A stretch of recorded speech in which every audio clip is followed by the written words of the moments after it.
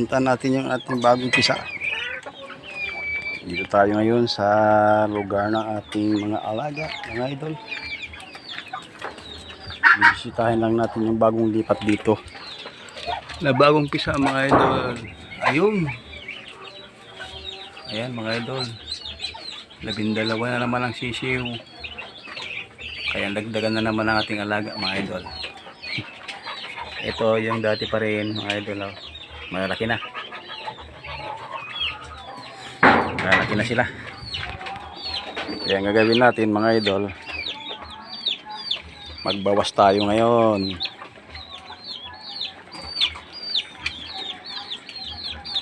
Magkakatay tayo ng isang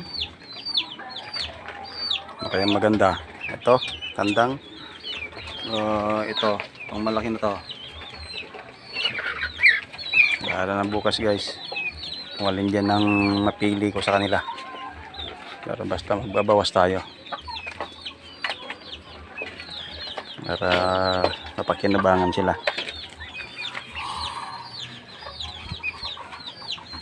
Maganda pag may alaga kasi laging mayroong pang-ulam.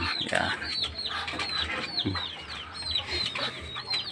Sige na mga idol, babay na. Salamat po sa iyong patuloy at walang sawang panonood. Bye bye.